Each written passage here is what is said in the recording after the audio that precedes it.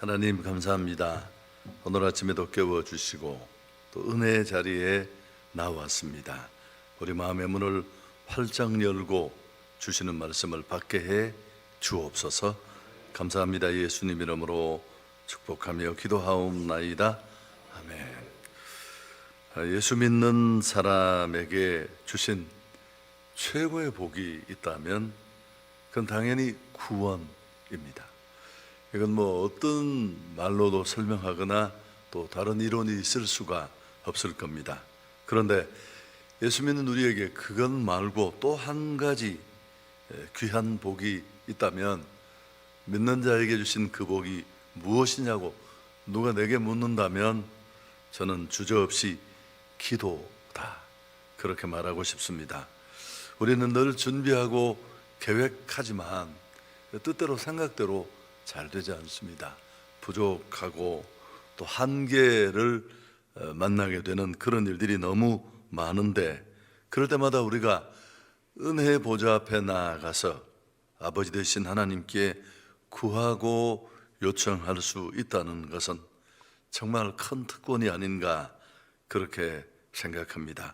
사실 이 하늘 길은 하나님이 자기 아들을 십자가에 못 박으심으로 열어놓으신 그런 길입니다.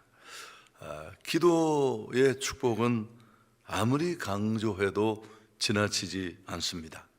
정말 기도를 많이 하고 그 기도 응답을 누리고 경험한 사람이 막 침을 튀기면서 기도는 정말 이런 유익이 있어, 이런 위력이 있어 아무리 얘기를 해도 그건 빙산의 일각에 불과하다라고 생각합니다. 여러분, 빙산은 물 위에 10분의 1만 머리를 내밀고 있는데 사실은 그 물 밑에 훨씬 큰 덩어리가 잠겨 있잖아요. 그래서 얼마나 하나님이 은혜를 베풀어 주시는지. 그래서 어떤 분은 우리 기독교를 기도교라고 해야 한다, 그렇게 말하는 분도 있습니다. 기도의 중요성에 대해서 성경도 당연히 여러 곳에서 거듭 말합니다. 기도의 많은 정의들을 얘기하는데 그 정의 가운데 우리 뇌리에 가장 남아있는 정의 중에 하나는 기도는 영혼의 호흡이다.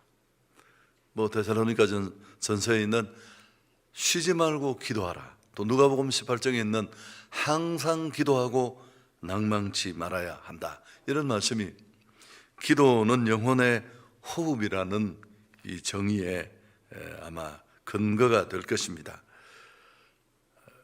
사람이 호흡 없이 살 수 없듯이 그리스도인은 기도 없이는 존재할 수 없습니다. 저는 이 후안 카를로스 오르테지의 책을 읽을 때마다 은혜를 많이 받는데 그는 그런 얘기를 했습니다. 특세라는 거 사실 말이 되지 않는다. 저희 교회도 특별 새벽 기도회를 몇 번씩 합니다만은 후안 카를로스 오르테지는 정말 기도가 호흡이라면 그게 무슨 뜻이냐는 겁니까? 숨 쉬는 주간. 여러분, 이게 말이 되나요? 아니, 생명체가 호흡을 멈추고 있다가 어느 기간에 현수막 걸고 우리 이때 한번 숨을 쉬어보자, 이게 말이 안 된다는 거죠. 자, 기도가 이렇게 중요한 자리에 있음에도 불구하고 실제로 무릎으로 사는 사람은 많지 않습니다. 기도를 말하고 기도를 가르치고 기도에 관해 책을 기술한 사람은 많지만 정말 호흡을 멈추지 않듯이 매일매일 무릎의 삶을 사는 사람은 적습니다. 이상하잖아요.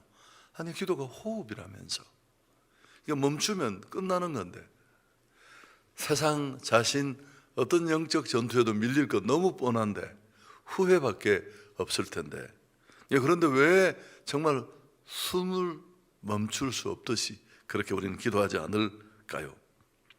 여러분, 물어보시면 여러 가지 얘기를 합니다. 시간이 없다, 훈련이 안 돼서 그렇다, 나는 원래부터 새벽에 못 일어난다, 새벽에 내가 몇 번 일어나 봤더니만 이게 하루 종일 지구가 자전공전하는 게 내가 온몸으로 다 느껴져서 이건 해서 될 일이 아니다. 충분히 제가 이해할 수 있고요. 근데 여러분, 이런 물음에 대한 대답은 예상외로 간단합니다. 기도가 호흡이라고 말하면서도 우리가 그렇게 치열하게 기도의 삶을 살지 못하는 이유는 예상외로 간단합니다. 기도의 축복을 몰라서 그렇습니다. 정말 기도가 얼마나 위력이 있는가를 입으로는 말하지만 그 힘을 제대로 몰라서 그렇습니다. 정말 기도의 축복과 능력을 안다면 반드시 기도하게 될 것입니다. 오늘 이 본문을 보시면 시인이 당면한 상황이 얼마나 처절하고 열악한가를 알 수 있는데요. 특히 3절에 사망의 줄이 나를 두르고 수월의 고통이 내게 이름으로 내가 환난과 슬픔을 만났다. 사망의 줄, 수월의 고통, 환난과 슬픔, 이건 단순히 시적 표현이 아닙니다. 시인이 지금 처해 있는 그 절망의 크기와 기쁨을 잘 보여줍니다. 우리의 익숙한 표현을 빌리면 살다가 보면 이런 날을 만나잖아요. 이제 정말 딱 죽었구나, 이제 나는 길이 없구나 싶은 그런 절대 절망 앞에 놓였고, 사방 어디를 돌아봐도 도움받을 만한 곳은 없습니다. 그렇지만 하늘은 열려 있잖아요. 그는 이 절망을 끌어안고 하나님 앞에 나아가 기도합니다. 여호와여, 나를 구원해 주옵소서. 이 절절한 기도를 통해 그는 마침내 살아계신 하나님의 능력을 경험합니다. 그 전능자의 능력으로 이 기막힌 위경에서 벗어나게 됩니다. 이런 은혜, 기도 응답을 받고 나니까 시인이 너무 감격스러워서 스스로 결단합니다. 그 결단이 오늘 이 시편은 먼저 결단을 하고 설명하는 식으로 구조를 갖추고 있는데, 하나님, 내 평생에 기도하겠습니다. 2절이 그 내용입니다. 그의 귀를 내게 기울이셨으므로 내 평생에 기도하겠습니다. 오늘 아침에 이 짧은 시간에 드리고 싶은 말씀의 결론도 똑같습니다. 머리의 삶에서 무릎의 삶으로 바뀌어야 합니다. 이건 종교인과 신앙인을 가르는 자리와도 같습니다. 내 작은 머리로 계획하고 살아가는 하루를 내려놓고 하나님의 지혜로 사는 그런 무릎의 삶으로 바뀌어야 합니다. 제가 이제 처음 담임이 돼서 교회 부임하고 몇 년이 지났을 때인데, 어느 날 대구서 정말 큰 부자였습니다. 그 범은 오타리 줌에 있는 상징적인 큰 빌딩, 뷔페도 하고 하는 그 빌딩을 형제가 같이 설계하고 지었습니다. 아주 대표적인 부자 중에 한 분이신데, 이분이 이제 다 망하고 자기 말로 정말 부끄러워서 우리 교단이 아닌 대구 시내 어떤 교회를 다니다가, 이제 원래 돈이 나갈 때는 그냥 나가지 않잖아요. 사람을 패고 나가잖아요. 이분이 그 많은 물질을 잃으면서 위암도 찾아와서 체중이 거의 20kg 넘게 빠졌는데, 부끄러워서 그 교회는 못 다니고 이렇게 내려오다가 제가 섬기는 그 교회까지 와서 이분이 신앙생활을 하고 있었습니다. 두 분이 외형적으로 드러나는 건 명품에 너무 멋있으시고요, 그런 분인데, 담임 목사만 알고 다른 사람은 몰랐으면 좋겠다, 교구에서 얘기를 해서 그렇게 저는 대충은 알고 있었습니다. 어느 날 제가 이제 낮에 제 방에 있다가 이렇게 나오니까 그분이 낮에 교회를 기도하러 오셨더라고요. 장로님이 오셨다가 나가다가 저를 봤습니다. 제가 신방 가지도 못하고 그럴 수도 없는 상황이었을 때여서, 그래서 목사님 시간이 있다면 10분만 나하고 얘기를 좀 했으면 좋겠대요. 제가 무슨 외국을 가려고 준비를 하던 때였는데, 참 우리 성도들하고 얘기를 다 하기도 시간이 없는데 또 어른이 그러니까 제가 들어오시라고. 그래서 한 15분 얘기를 했는데, 제가 짧게 설명하면 이분이 평생을 그 교회를 이끄는 장로님으로 건축위원장도 하고 그랬지만 사실은 기도의 능력을 잘 몰랐대요. 다 무너지고 다 빼앗기고, 그리고 지금 살고 있는 그 외곽지의 집도 사실은 월세를 내고 있고, 이제 한 달만 있으면 그 월세도 끝이 나고 정말 수치를 면하기 어려운 지경에 왔는데, 좀 긴가요? 이분이 이제 뭐 대구에서 경산으로 가는 그 경계선에 작은 땅이 하나 있었는데 1,000평 정도, 그게 그린벨트여서 풀리질 않는, 이제 그게 그나마 팔려야 이게 이제 자기의 이 꼬이고 수치를 면할 수 있는 유일한 해결인데, 뭐 그동안 얼마나 애를 썼겠습니까?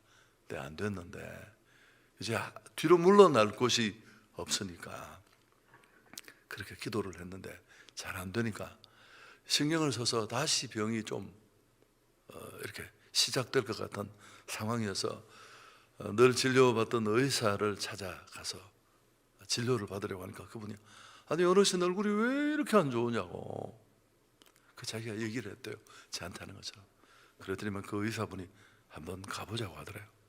그래서 이 그린벨트지를 사준 거예요. 감이 안 오십니까? 그래서 이분이, 내가 평생 기도했지만 기도 응답을 처음 받았다는 거예요.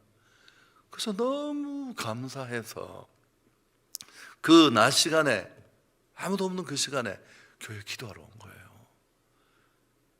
더 감사한 건 저한테 50만 원을 주시면서, 내가 정말 부자일 때 만났으면, 저는 이런 이야기 하는 분 너무 많이 만났어, 제가 부자일 때 만나야 되는데 목사님 이거 작지만 사모님하고 식사라도 꼭 하시라고 그렇게 또 일금도 주셨습니다.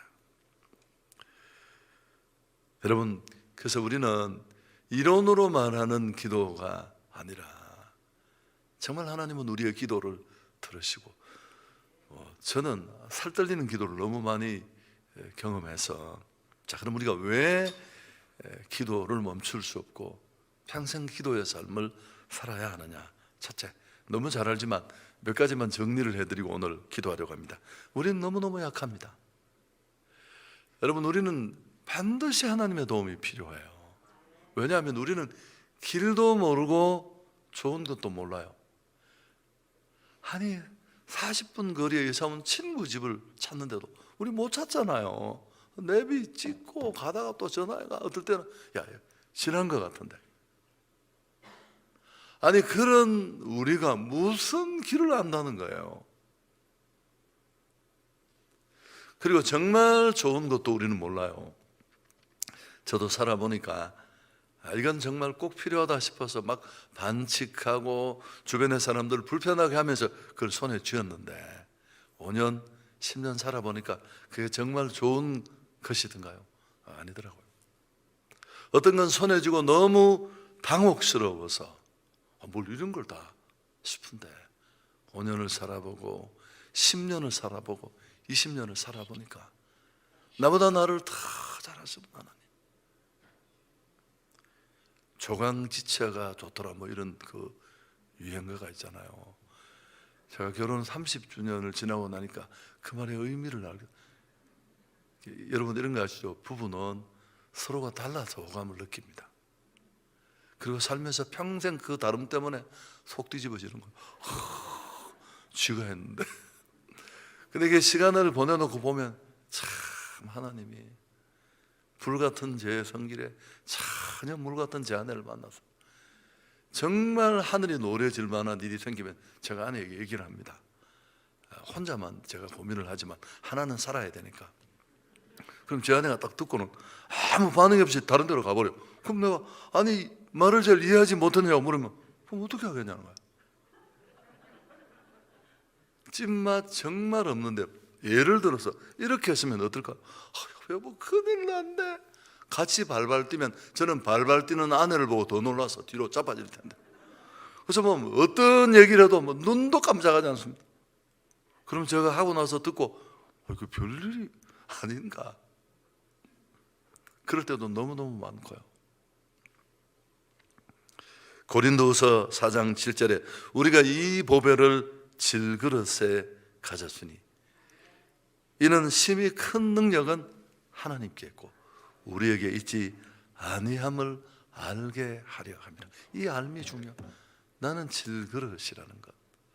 능력의 심히 큰 것은 하나님께 있습니다. 이게 제대로 딱 진짜 알므로 다가오면 여러분 인생은 믿었던 돈, 믿었던 지위, 믿었던 사업이 폭삭 무너지면 그때 이제 죽었다 생각하고 아파트 꼭대기로 올라갑니다. 그러나 우리는 그러면 안 돼요.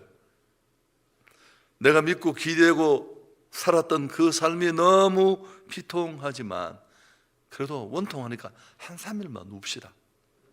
그리고 그 다음에 진짜 주님을 잡아야 돼요. 내가 매달려 있던 그 줄이 나를 지켜줄 수 없다는 게 일찍 증명되어서 너무 다행이죠. 이제는 정말 끝까지 나를 지켜줄 그 줄을 잡으면 되는 겁니다. 기도는 한계투성인 인간이 항복의 손을 높이 들고 주님의 도움을 구하는 그런 찬널입니다. 이런 말이 있습니다. 기도는 인간의 무능과 하나님의 전능을 연결하는 이음줄이다. 아무리 약한 자도 무릎 꿇으면 하나님은 그 손을 잡아 주십니다. 제가 이분 얘기를 많이 하는데, 한 사람의 삶의 수준을 결정짓는 것은 그가 가진 자원이나 스펙, 능력, 경험이 결정하는 것처럼 보이지만 사실은 누가 그 배후에서 그를 도와주고 서포트하느냐, 전능하신 하나님의 도움을 받느냐 받지 못하느냐에 달려 있습니다. 제가 청년들 지도하면서 자기는 공부도 제대로 못했고 얼굴은 네모로 생겼고 저거 근데 됐다 나 같은 애들 내가 하도 많이 만나봤으니까 조금 있어서 그거 믿고 까불다가 무너지는 것보다 차라리 없는 게 낫다. 우리에게는 아버지가 한 분만 있는 게 아니라 하늘 아버지가 계신다. 내 육신의 부모는 나를 돕고 싶지만 한계가 있잖아요. 정말 자식한테 팍팍 밀어주고 싶은데 형편이 또 안 되고 아쉬움은 있고 또 언젠가는 끝까지 나를 돕지 못하고 세상 떠나야 되니까, 그래서 하나님 앞에 기도하면 되는데, 유태영 박사라는 분이 있습니다. 기도 수첩인가 라는 책을 써서 제가 유학 가는 아들에게 이 책을 주면서 이 책을 읽고 요약해서 보내라. 만일 그렇지 않으면 그 다음부터 학비가 안 갈 테니까 알아서 하라고 그랬던 적도 있었는데, 이 유태영 박사는 전라도 임실 어느 산골 마을에 8남매 중에 6번째로 태어났습니다. 초등학교만 졸업했습니다. 이 형제가 다 그래요.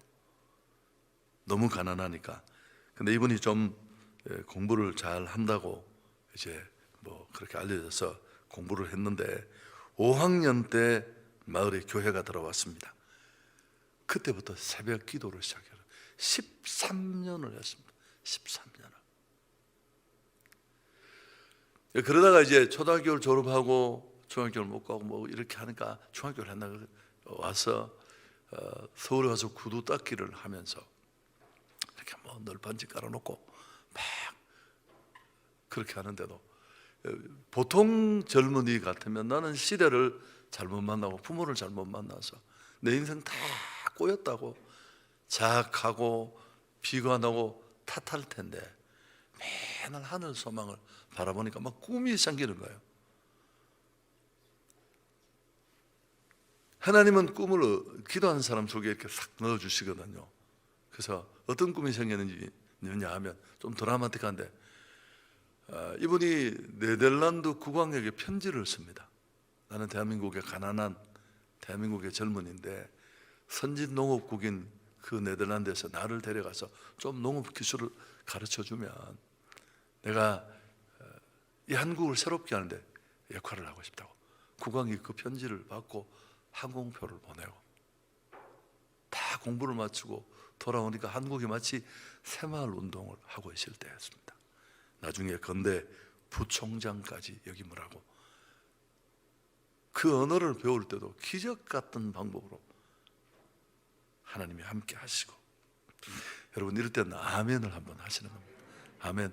하나님이 하시려고 마음먹으면 뭘 못 하시겠어요. 우리가 30년 절절절 매는 것도 그분이 정말 밀어주시고 축복하시려고 마음먹으면 3분이면 되지 않겠습니까? 기도하면 반드시 이루어 주십니다. 저는 어쨌든 기도 응답을 너무 우리 모두가 다 그렇지만, 자, 두 번째, 그래서 약한 인생이, 저는 그렇게 생각합니다. 하루를 시작하는 첫 시간을 하나님 앞에 드린다는 건 무슨 뜻이 있을까요? 하나님이 내게 주신 이 생명 같은 이 한날을 나는 내 지혜로, 내 작은 머리로 경영할 시간이 없다는 걸 너무너무 잘 아니까 손을 높이 들고 하나님 내 손을 잡아주시고 내 우둔함을 깨우쳐 주시고, 아니 그렇게 사는 인생이 무너질 수 있겠습니까? 두 번째, 왜 우리가 기도를 멈출 수 없느냐 하면 악한 대적들 때문입니다. 우리는 처절한 생존 경쟁의 현장에만 있는 게 아니라 치열한 영적 전쟁도 있습니다. 엄연히 전투가 존재하는데 이 전투의 실상을 놓친다면 그건 뭐 게임이 되지 않을 겁니다. 아니 교회는 다닐지 모르지만 영향력 있는 신앙인으로 간증을 만드는 그런 자리는 나갈 수 없습니다. 대적 마귀는 지금도 두루 다니며 삼킬자를 찾고 있습니다. 베드로전서 5장 8절, 우리가 이 구절을 차라리 안 외우는 게 나아서요. 외워서 의미를 놓치고 근신하라 깨어라, 너희 대적 마귀가 우는 사자처럼 두루 삼킬자를 찾는다. 우리의 대적은 이렇게 초전투 태세를 갖추고 있는데 우리는 별 생각 없이 이 전투의 실제 상황도 잘 놓친 채, 여러분 그렇게 자기 힘으로만 산다면 이게 게임이 되겠습니까? 매번 밀리고 깨어지고 그럴 수밖에 없습니다. 사단은 우리가 잘 되는 걸 싫어합니다. 개인도 가정도 교회도 평안한 걸 싫어해요. 여러분 교회 너무 뜨겁게 기도하는데 교회는 뜨거운 기도의 영성이 교회를 잡아야 돼요. 저희 교회도 새벽에 딱 끝나면 15분 만에 모든 걸 끝내야 돼요. 기도부터. 길면 저는 너무너무 싫어합니다. 이게 새벽 기도회다. 그 명칭의 의미를 놓치지 마라. 뭐 네가 설교 5분도 한다고 막 성도들이 날개가 나고 그런 일은 이때까지 한 번도 없었다. 충분히 기도할 수 있도록. 그러고 나면 뭐 여기도 그러는데 딱 끝나면 저희는 무조건 청년들이 강단으로 다 올라옵니다. 와서 뭐 많을 때는 5, 60명이 막 기도를 하는데 어떤 분위기일 것 같아요? 저는 요쯤에 앉아서 이제 뭐 기도를 하는데 이제 저도 예민해서 밤에 잠을 못 자거나 그럴 때가 있습니다. 뭐 2시에 깨고 막 이러면 나와서 또 준비하다가 막 골이 쏟아질 것 같은데 이렇게 잠깐 앉아 있는데 야, 내가 설교만 끝나면 들어가야지 싶었는데 청년들이 기도하는 그 뜨거운 기도가 이 단에서 밑으로 내려와요. 그러면 그래, 젊은 친구들이 저렇게 기도하는데 나도 해야지. 여러분 그 영성이 거기까지만 미치겠습니까? 교회 전체 피곤하고 곤고하고 약해도 우리가 기도의 손을 높이 들면 승리할 줄 믿습니다. 모세가 손을 들면 이스라엘이 이기고 모세가 손을 내리면 아말렉이 이겼다. 출애굽기 17장에 있는 이 아말렉 전투, 영적으로 이해를 해야 합니다. 이스라엘이 힘만 잃으면 와서 뒤에서 공격하는 이 아말렉의 세력. 60년, 70년, 80년 초까지 한국 교회가 얼마나 기도했습니까? 무섭게 했어요. 대구에 주암산이라는 대표적인 기도원이 있는데 저는 청년 시절부터 뭐 청년 때도 갔었고 제가 사역자가 됐을 때 임원들만 뽑아서 저녁에 차를 몰고 올라가서 좀 높이 올라가는 바위 위에 가서 미리 선발대를 보내서 우리가 줄을 쳐놓고 자리가 없어서 지금 가면 다 아무도 없고 입구에 와서 막 그러다가 20분이면 다 가고 없고요. 그게 오늘 한국 교회의 실상을 보여주는 거예요. 살만하니까. 여러분 그렇게 부르짖고 금식하고 매달릴 때 얼마나 많이 놀라운 일들이 일어났습니까? 기도하면 도망가는 것 두 가지가 있습니다. 개와 사탄입니다. 아무리 이엠바운지 얘기인데 아무리 약한 성도로 할지라도 무릎 꿇는 것을 볼 때 사단은 벌벌 떤다. 시험에 들지 않게 깨어있어 기도하라. 시험이 없도록 기도하시면 안 돼요. 이 기도는 응답되면 어디로 가야 될까요? 목사님 또 바빠져요. 천국 가셔야 되니까. 여러분, 이 땅을 사는 동안에 시험이 어떻게 없을 수가 있어요? 성경은 시험이 없이가 아니라 시험에 들지 않게 기도하라. 저는 이제 건축을 했다고 했잖아요. 건축이 얼마나 어려워요. 시골에 무슨 돈이 있습니까? 그런데 이제 뒤에 할 때는 한 290억이 들었는데, 뭐 저는 맨날 숫자로만 억억해서 감이 별로 없습니다만, 어차피 맨날 제가 하는 얘기 있습니다. 돈은 은행에 있고 결제는 하나님이 하신다. 그래서 갑자기 생각이 나는데, 그 교회당을 짓고 그 경부선 철도 그 역사 위에 가면 있는 7m짜리 LED를 벌써 10몇 년 전에 한강 이남에 있을 수도 없는 일이에요. 그게 한 12억 그렇게 발주가 났는데, 항상 그 전에 교회를 지을 때도 먼저 영상을 했었어. 제가 몇 분을 서울에 순복음교회가 하나 달려 있었는데 보고 오라 그랬더니만 항상 표정이 그랬어요. 별로 표정이 안 좋아서 잘 다녀오셨냐고 물으니까 선대가 왜 그러냐, 좋더래요. 근데 무슨 문제가 있냐고 물으니까, 목사님 뭐 돈이 비싸서. 근데 장로님 무슨 그런 걱정을 다 하시냐고. 아니 본인이 낼 것도 아닌데 그냥 좋으냐 안 좋으냐 얘기만, 좋던데요. 그럼 그렇게 말씀하시면 되죠. 우리가 고민해야 될 건 지금 오늘 우리 교회에 이게 필요하냐 아니냐만 결정하면 되지.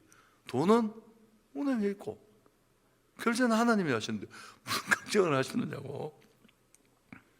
설교가 살짝 옆으로 나갔습니다만 그래서 했는데, 이런 일만이 아니라 내가 얘기 다 못하는데, 대림이 그 교회가 있는 4만 평 자리를 이제 그 컨설팅을 집어넣어서 다 매입을 하고 있을 때였습니다. 그걸 모르잖아요. 처음에는 교회는 새로 지어서 들어간 곳입니다. 좀 저희가 빨리 부흥해서 지은 지 6년밖에 안 되었는데 새로 지어야 될 상황이었는데, 그걸 빠져나가 줘야 되는데, 이 컨설팅은 뭐 조폭이잖아요, 거의.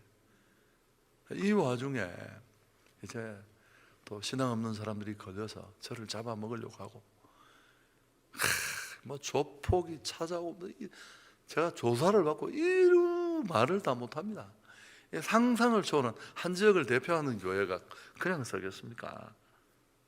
그래서 참 제가 사는 게 아니었는데,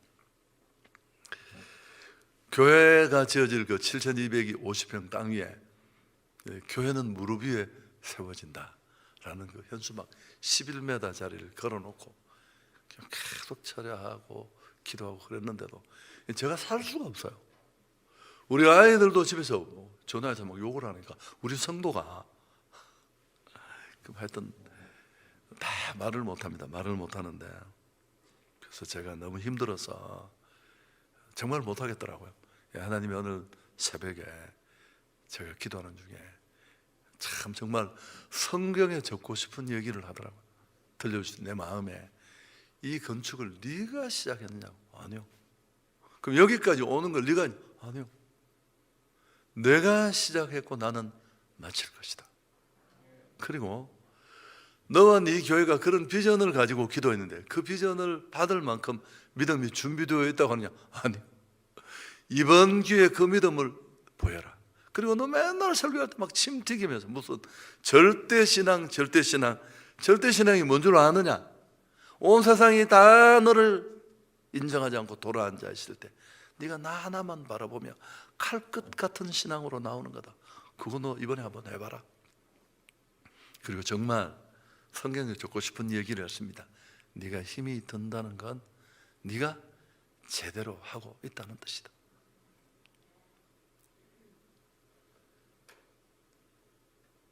(200kg) 역기를 들었는데 힘이 하나도 안 들면 그건 스티로폼이죠. 뭐 그게 그때는 별로 도움도 안 됐는데, 그래도 뭐 어쩌겠습니까? 목사를 만드는 것 3가지가 있다고 합니다. 뭘까요? 고난과 기도와 독서입니다. 특히 고난은 배가 막 풍랑 일어나서 거꾸로 뒤집어지는데 안 떨어지려고 거기 매달려가 얼마나 용을 서투리면 온몸에 알통이 알통. 그래서 제가 서울 와서도 우리 한성교회가 어려운데 눈 하나 깜짝하지 않을 수 있었던 이유는 그런 실전 체력이 있어서 그렇습니다. 여러분, 교회는 무릎 위에 세워집니다. 오늘 이 눈 오는 날 나오신 여러분은 이 교회 진짜 기독군들이 되셔야 돼요. 교회를 위해서 할 수 있는 최고의 일이 있다면 비서새라는 새가 있습니다. 실제로 이름도 시크릿 버드인데 왜 이렇게 부르냐 하면 이 관모가 몇 개가 이렇게 나 있는데 꼭 비서가 볼펜을 머리에 꽂고 있는 것 같은 그런 모양새를 하는데, 사실은 이 비서새는 맹금류에 속하는, 독수리과에 속하는 맹금류예요. 날개를 이렇게 쫙 펴면 큰 새는 3m나 된대요. 무슨 문제가 있겠어요? 한 번만 저으면 날아가는데. 근데 이 비서새의 문제가 뭐냐 하면 이렇게 땅에 내려와서 무슨 토끼 뭐 이런 이제 사냥을 하려고 내려왔을 때가 문제예요. 그러다가 치타나 이런 맹수가 공격을 하면 이 비서새가 자기가 날 줄 안다는 걸 잊어버리고 막 뛴대요, 갑자기. 아니, 치타가 120km까지도 하는데 바로 똘똘 김밥 말리는 거죠, 그냥. 아니, 뛰면 안 되고 어떻게 해야 돼요? 큰 날개를 2번만 쳐오면 날아오를 텐데. 거친 파도나 향해 와도 주와 함께 날아오르리. 제가 더 오래 부르면 진짜 어려워집니다. 여러분, 우리가 기도는, 새에게 기도는 짐이 아니잖아요. 부담이 아니잖아요. 그건 축복이고 진짜 날개인데, 기도가 우리 모두의 날개가 될 수 있기를 축복합니다. 한 가지만 더 간략하게 말씀드리면, 기도하면 축복의 문이 열립니다. 기도 시간이 늘어나면 좋은 일들도 늘어납니다. 대표 기도는 짧게, 우리 새빛전원교회 너무 잘하는 것 같아요. 저희 교회도 아주 그 개인 기도는 길게, 이걸 우리는 반대로 많이 하죠. 하나님 앞에 많이 울면 울 일이 별로 없습니다. 하나님은 우리 눈물을 병에 담으시니까요.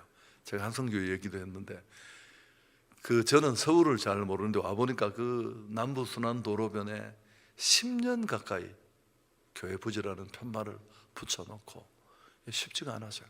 우리 원로 목사님 참 대단하신 분이죠. 전혀 허가가 나지 않는 땅을 미리 사놓고 하나하나 절차를 밟으면서 그런 일들을 해 왔는데, 그리고 이제 끝에 뭐 연세도 좀 드시고 했는데 주변에 또 강자들이 많아서요. 참 어려워서 나쁜 소문도 또 너무 많이 났고, 제가 들은 얘기입니다만은 어떤 분이 택시를 타고 한성교회 가자고 하니까 바로 앞에 택시 운전사가 거기보다는 열방교회가 낫겠다고. 그래서 내가 그 택시 운전사를 찾았는데 찾을 수가 없었습니다. 여러분, 그런 교회였습니다. 소문은 좋은 소문이든 나쁜 소문이든 크게 나잖아요. 그렇게 힘들 때였는데 제가 할 수 있는 일은 뭘까요? 우는 것밖에 없었어요. 아침마다 휴지, 티슈를 반 통씩 내가 뽑아서 코 풀고 눈물 닦고. 제가 저는 문제가 없었어요. 우리 아이들도 다 잘하고 있었고.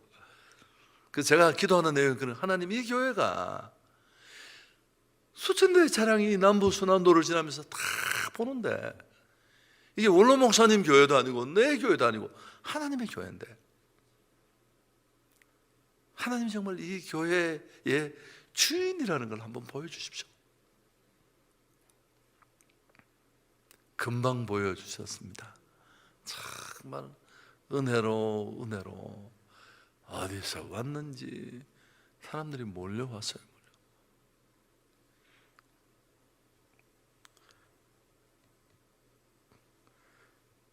저는 새벽에 이제 기도하면 이렇게 시간이 조금 경과가 되면 아이디어가 떠오르기 시작합니다. 그럼 다 적어요. 적는데 이제 적는 일이 평범한데 쉽지가 않잖아요. 뭐 예전에는 뭐 불이 달린 볼펜, 지금은 이렇게 아이패드, 제가 미니를 쓰는데 이 아이패드에 노트장에 손으로 이렇게 써요. 다 서서 한번 보여드릴까요? 뭐 이거 보여드려도 별로 의미는 없지만 이렇게 씁니다. 제가 서서 기도를 마치고 올라오면 제가 에버노트에 이 점검사항이라는 이걸 이렇게 다시 다 아침에 이게 이 페이지로 한 20페이지가 돼요. 다 잊어버린 거, 생각나는 거, 설교 인사이트 다. 그 사이쇼 히로시라는 일본의 의사가 쓴 좀 됐지만 새벽형 인간이라는 그 책이 있습니다. 그 책에 보면 이제 이 얘기가 나오는데 그분의 주장은 그런 겁니다. 사람이 딱 자야 될 때 자야, 그 체온이 내려갈 때 수면을 시작해서 다시 체온이 올라갈 때 일어나면 머리가 샤프해지고 또 그날 내리는 의사결정의 완성도가 높아져서 전체 삶의 수준이 달라진다라는 얘기입니다. 뭐 대체적으로 우리가 동의하는 내용이고 그 시간이 10시에서 11시예요 5시, 6시에 일어나야 되고 우리 뇌가 가장 샤프하게 돌아가는 시간이 7시, 8시 대체적으로 그런 얘기입니다. 제가 기억은 정확하지 않지만 근데 제가 해보니까 이 기독인의 삶의 사이클이 비슷해요. 저는 10시 반이면 무조건 자려고 노력합니다. 온 집안에 잠을 쉽게 자는 스타일이 못 돼서 집안에 공문을 보내서 아빠 지금부터 잘 거니까 좀 도와달라고 다 조용해야 되고 그럼 어떻게 잠이 딱 들면 4시에 딱 일어나면 6시간만 자면 저는 너무너무 해피해요. 그렇게 일어나면 이제 기도를 하면 여러분 좀 길게 기도해 보시면 알지만 정말 갈 사람들 가고 6시 반, 7시가 되면 막 아이디어가 쏙 출라요. 잊어버렸던 것도 생각나고 못하잖아요. 기도를 아무것도 적힌 게 없어요. 여러분 우리는 정말 소망 없는 사람을 보고 뭐라고 말합니까? 저 인간은 생각이 없는 것 같아요. 이게 얼마나 무서운 얘기예요. 내 생각을 가지고 기도실을 찾지만 하나님이 내 발을 높은 곳으로 올리셔서 그분의 생각과 만나게 하시고 저는 기도를 이렇게 정의합니다. 내 원하는 걸 요청하는 게 아니라 내 생각을 찍어내고 하나님의 생각을 찾아가는 조금은 길고 복잡한 그런 시간이다. 그래서 모든 좋은 것은 기도에서 비롯됩니다. 설교 마치겠습니다. 정리합니다. 새벽 기도는 소중합니다. 기도 중에 기도가 새벽 기도인데 하나님을 움직이는 사실은 골든 타임이라고 할 수 있습니다. 왜냐하면 기도는 영혼의 호흡이라면 호흡에 무엇보다 중요한 건 규칙성입니다. 그러려면 방해받지 않아야 하는데 새벽 기도 방해하는 일은 쉽지 않아요. 지금까지 새벽에 만나지 않은 사람 전화 없잖아. 자기도 자야 되니까. 세상 문화는 모두 밤에 일어납니다. 온갖 더러운 것들이 밤의 역사이고요. 하나님의 역사는 새벽입니다. 그저 속는 셈 치고 한 10년만 아무리 내 삶이 다 엎어져서 정말 동네 부끄러워서 내가 못 살겠다. 괜찮습니다. 친구한테 얘기하면 그게 뭐 가십거리나 되지.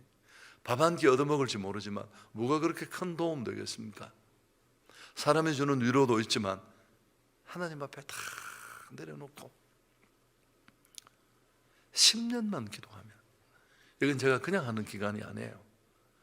내 인생의 물줄기가 바뀌는데 그 정도의 시간은 필요해요.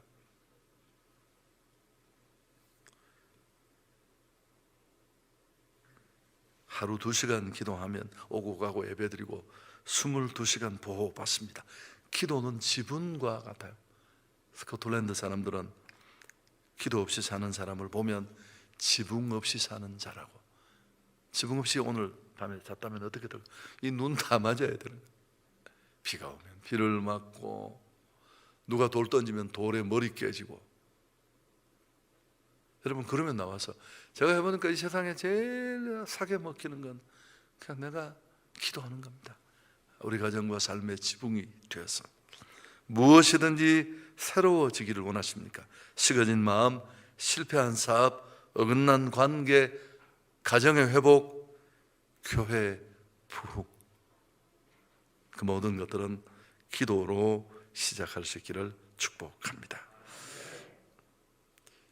내가 기도하면 하나님의 영향권 안으로 옮겨집니다. 제가 이 이야기하고 마치려고 하는데, 제가 섬기는 교회는 우리 목사님 스타일도 비슷하지 않겠습니까만 1년에 2번 전도하고 1년에 2번 선교하는 일로 다 이루어졌고요.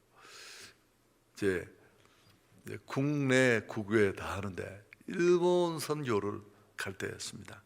이렇게 2016년으로 제가 기억을 하는데, 이때 메르스가 왔어요. 9월에. 그래서 일본에 단기 선교를 준비를 했었는데 일본 교회에서 못 오게 하는 거예요. 그럴 때였는데, 그 후쿠오카의 신생 그리스도 교회라는 교회는 아주 성령 충만한 교회. 우리 문제가 없다고 오라고 해서 우리가 거기를 가서요.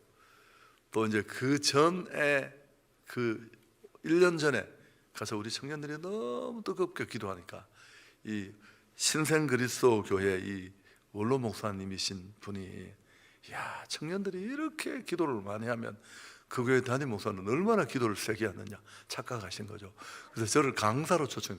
그 당시 유튜브로 일본 전역에 이 지교회들이 있는데 이 교회와 함께 연기하는 그런 집회인데, 저는 내용도 잘 모르고 그냥 갔었는데, 우리 제자 훈련, 제가 그때만 해도 사역반을 인도했습니다.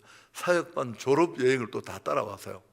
이렇게 와서 같이 갔는데 제가 쇼크를 먹었는 게 잊을 수가 없어요. 일본이 우리보다 복음 역사가 훨씬 빠릅니다. 6만 개의 절, 7만 개의 신사, 기독인 1%도 안 되는, 또 좀 잘 사니까 그만하고 그런 곳이잖아요. 그런 곳인데 저희가 이제 전도하고 그랬는데, 제가 놀랐던 게 뭐냐면 이 교회가 이 교회는 주여를 한국말로 해요. 한국 순복음교회에서 이 원로 목사님이 초기에 은혜를 받아가지고 한국 깃발도 꽂아도 우리는 한국의 영성을 받아야 된다. 근데 딱 제가 설교를 하러 들어갔더니 예배당이 이보다 좀 큰가, 한 500~600명 들어가는 예배당을 두고 문을 3개로 지하 3층에 예배실이 따로 있는데 기도하려고 문 다 걸어 잠그고, 그 아들, 제가 이제 이름도 다 아들이 이제 그 아버지 뒤를 이어받았는데, 그 아들이 저를 공항에 만나러 와서 자기 너무 힘든데 자기는 금식하고 열심히 기도하는데 아버지가 맨날 엉덩이를 차면서 더 부러지자라고 한다고. 그냥 말만 듣고 딱 들어갔는데 내가 쇼크를 받았는 게, 우리 목사님이 내가 그 동영상 찍으라 그래서, 아니 내가 일본 가서 기도에 감동을 받으리라고 생각을 했겠습니까? 완전히 날아다니는데요. 이건 상상할 수가 없었어요. 일본 교회들이 다 박살이 났는데 이 신생 그리스도 교회만은 아니에요. 어떻게 걸핏하면 금식이에요. 걸핏하면 그 집회하는 동안 이 원로 목사님은 계속 금식이었어요. 그러니까 그 열악한 환경 속에서도 교회가 그냥 난리가 나는 겁니다. 그래서 우리가 대단한 방법이 있는 게 아닙니다. 꼭 한번 여러분이 연초에 새벽 기도를 꼭 결심하시고, 오늘 이 시인의 결단 같은 그런 결단이 우리 성도들에게 있기를 축복합니다. 찬양하겠습니다. 조품에